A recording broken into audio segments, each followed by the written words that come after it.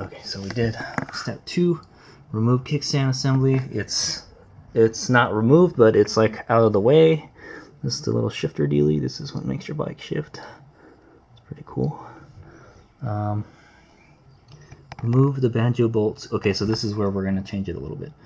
It wants you to take this bolt out. This is your master. This is your slave cylinder right here. That's your bleed nipple right there. Basically, I'm just going to take it out, and hopefully it won't explode or anything. So, I posted the question on Brown forum if I could do this or not, but I don't want to bleed the clutch. I don't have brake fluid, and 2, this bike is pretty new. I don't think we should bleed the clutch. We shouldn't mess with the clutch. I don't want to mess with it unless we have to. So what I've decided to do is to just unbolt the slave cylinder and just take it out. Now, if we do that, we need something to prevent. I heard that there's a spring in there, and it'll pop the piston out of the slave cylinder. What a pain in the ass this hydraulic clutch is. I wish it was a wire clutch. But anyway, so we have to get something to press on the piston. So what I'm going to do is I'm going to get I don't know what it looks like on the other side, so I'm going to get a couple tools just ready just in case. So okay, I put some gloves on because my hands are getting really dirty from working on all this. So we took these 2 bolts off, and they're right here, and they're the same size, so you could mix and match them. It doesn't really matter. And that one is still there, and then that's over there, and the shifter is here, still on the thingy. So, all right. So now we're gonna go remove the slave cylinder, and this is the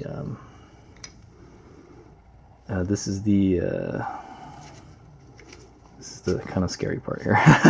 This is part I don't know what's gonna happen. So the clutch line is right here. It runs through like the bottom of the bike, and it looks like it runs up to the side, the handlebar right there. So kind of here, but it looks like it'll easily clear everything if we just take it out. There's like a wire here on the side. I don't know where it goes. Oh, it's okay. This is the wire for the sensor. So let's get just kind of slacken it. Just try to get it out of the way as much as possible. Got this little cover here. All right, so the slave cylinder. So what they want you to do is to crack this open and then take this out, and then everything would leak out, and then you would have to refill and bleed it again. It'll be a pain in the ass. So since everything is still relatively new, I do not want to do that. So so we're just going to take these out. So I think it's a 4mm. Yeah, okay, it's a 4mm. So what we're going to do is just we're going to loosen each bolt, and then we're just going to loosen each one at a time evenly. And then I got a couple tools here to help me keep the piston from popping out. I don't know what's going to happen, so I got them handy just in case. So I found this tiny little C-clamp here, and I have a big 4-inch C-clamp here. I don't know how big the piston is. It looks like it's pretty small, or it could be this whole dealie right here. Some people are saying just use a zip tie. If we have to, we'll use a zip tie. I got 2 different size zip ties here. I got some people say that you can use a clamp like this. I got a bigger one right here. They're pretty strong too. Take a lot of force. And then I got this big Allen wrench. Not Allen wrench. Blech. It's a locking plier with big jaws. So that might work too. So hopefully it won't explode on me. If it does, then we'll have to go get brake fluid. So then we'll have to put it back together. So all right. So here we go. Wish me luck.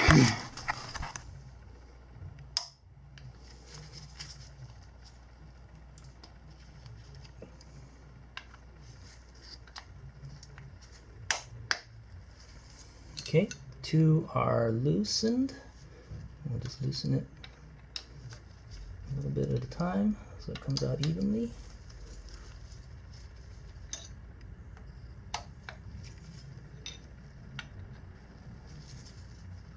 Maybe we'll want to keep some pressure on it.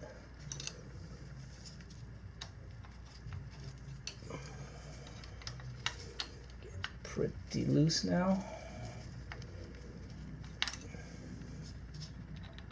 Doesn't seem to be going anywhere though, so that's good.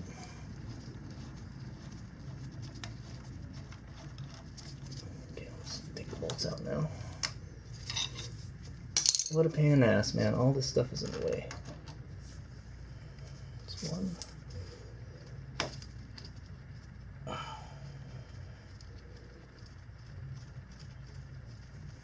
If you guys can see what I'm doing.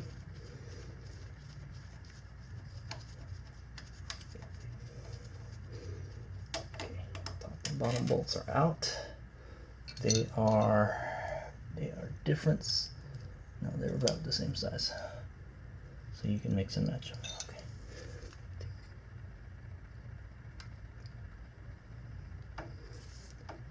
Slave cylinder out.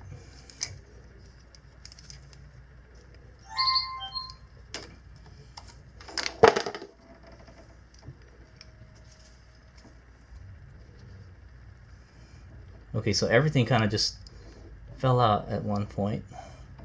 Okay, so what? Oh shit, it's leaking something, man. There's some brake fluid coming out. Fuck.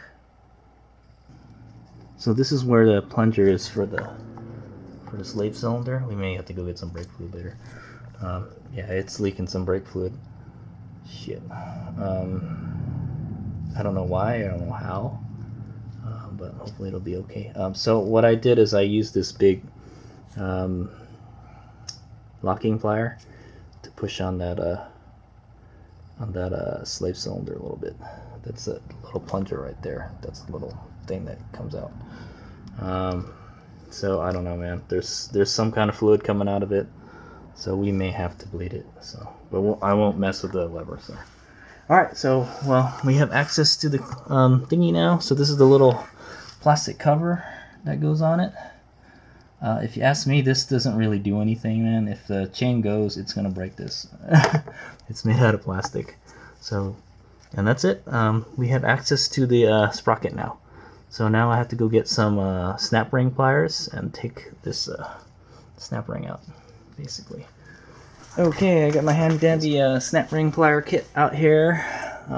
So the one I'm using is the, it says a 0.070 inch tip, or a 1.3 millimeter. It's kind of like the medium sized one in my Harbor Freight kit here.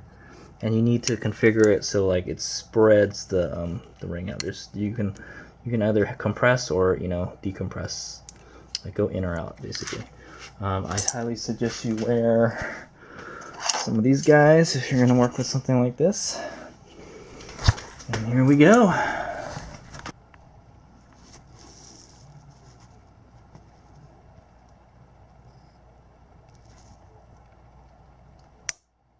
Okay. There it is. Got it out. Careful, it might just shoot out somewhere so you don't lose it. Okay, good, no drama. And then we should be able to take that counter sprocket out now. Maybe. I'll have to get a pry bar. We'll probably have to loosen the chain too. Okay, so I just kind of just put one of my fingers here and the back, and I just pulled it out, and it just came out. So there it is. It's out. And I gotta get it off the chain somehow. We shouldn't need to take the wheel off, but we will need to adjust the chain when everything gets back together. So, because I'm going to a smaller sprocket. All right, so I'm gonna try to get the new one on there. So it just kind of just slides in there. Now I heard that this JT sprocket doesn't fit perfectly. It might be a little smaller or something, but this is what people use. So okay, there it is. There's the new sprocket and the old sprocket.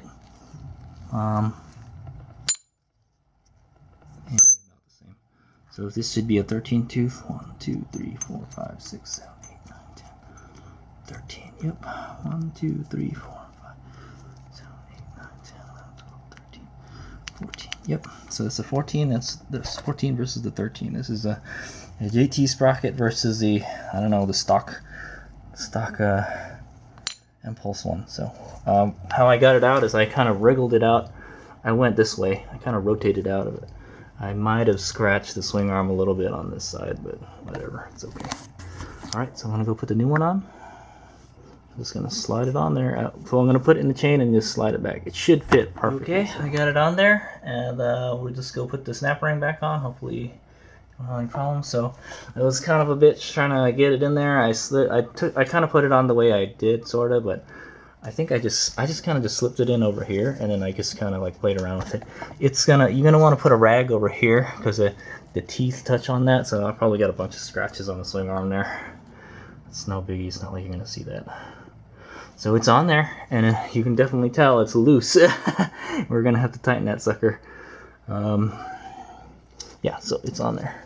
Hopefully the whatchamacallit, the snap ring. Yeah, it looks like there's a little bit of still play there. Hopefully it fits. Okay, let's make it here. So my battery ran out on my camera, and I wanted to get this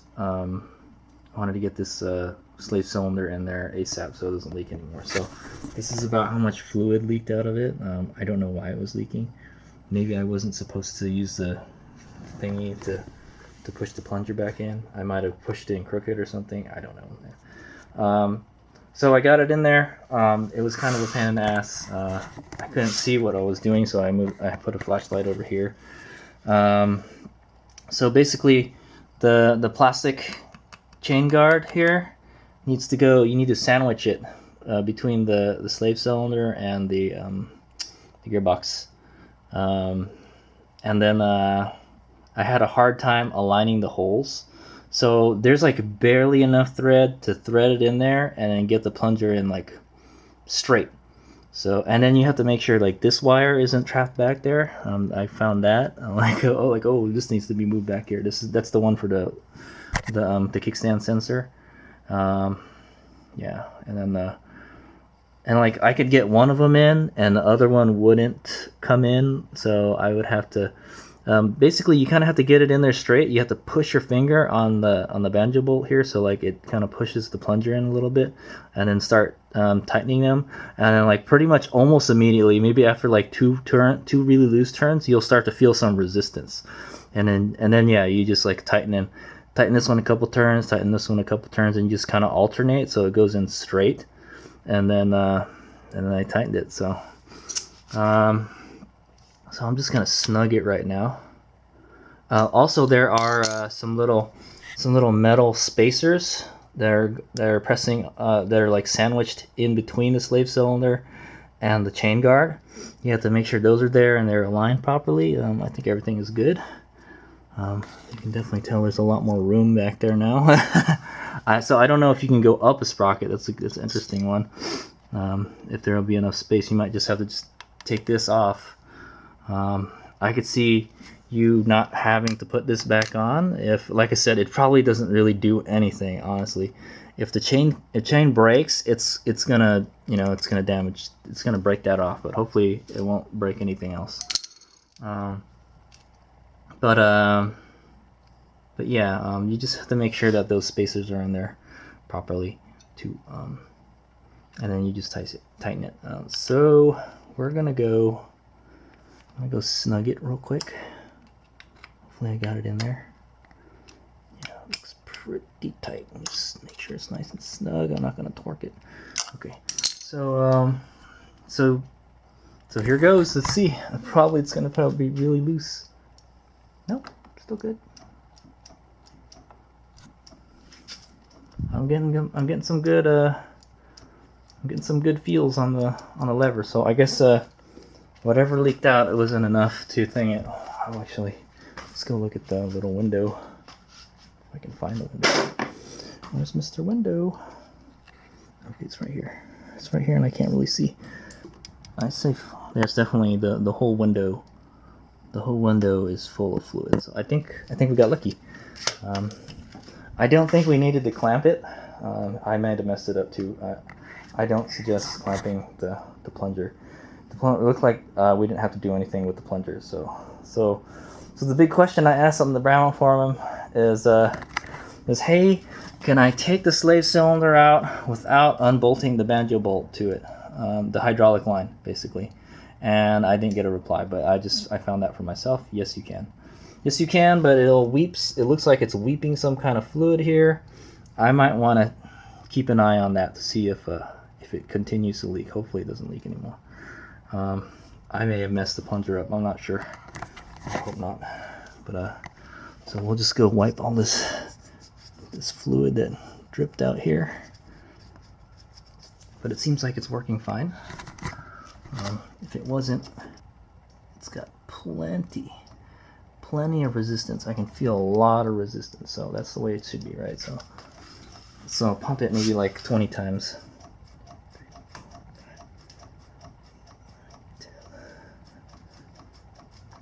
That's like 15 times. It seems fine. Hopefully I don't have any problems with it. So I'm gonna have to keep an eye on that to see if it's leaking anymore. Hopefully I didn't mess it up when I clamped it.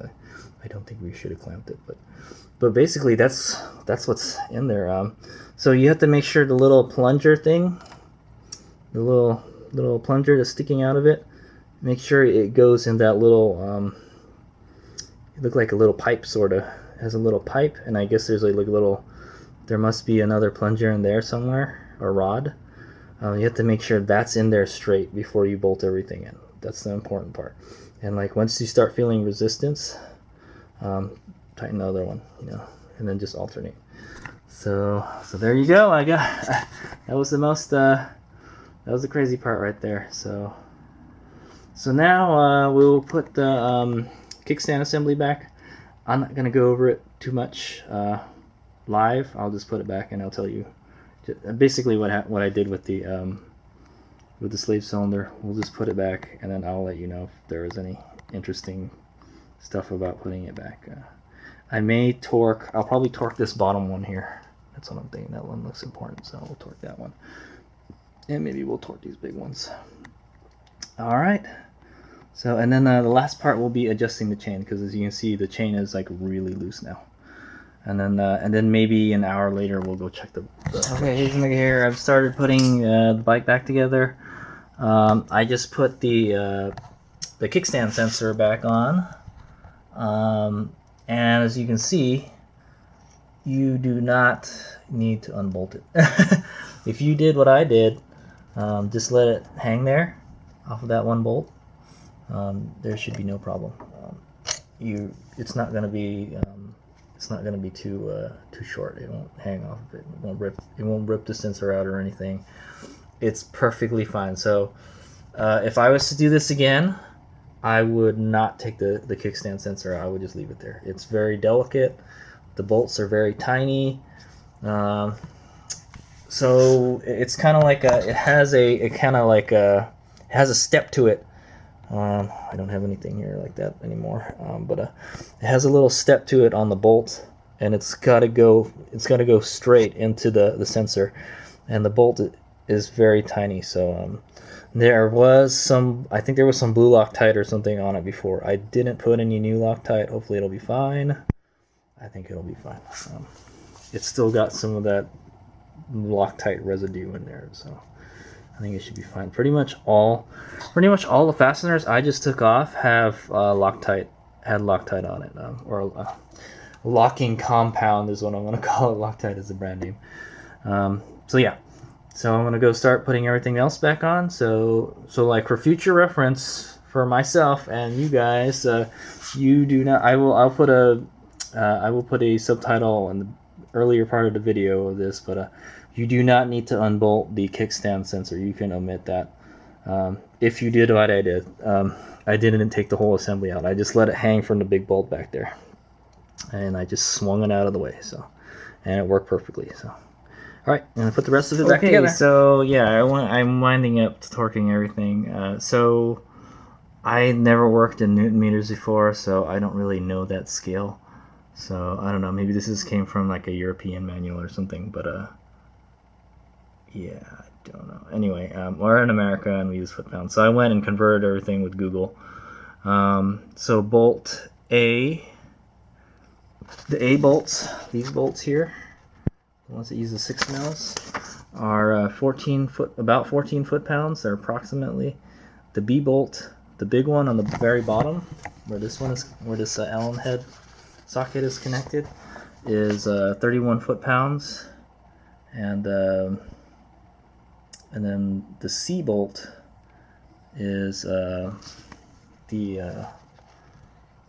this guy, the linkage, is 6.64 foot-pounds. So Yeah, so I'm torquing the linkage right now. I set it to 72 foot-pounds, which is roughly 6 foot-pounds, 72 inch-pounds. So basically I got this here. One way to tighten it is to just kind of hold the shifter down so it doesn't move, and then tighten it. Hopefully I don't bust it off. That seems like it's way too tight, man. I don't know the torque on this thing, man. Yeah, you know what? Just snug it. It feels like it's way too tight, man.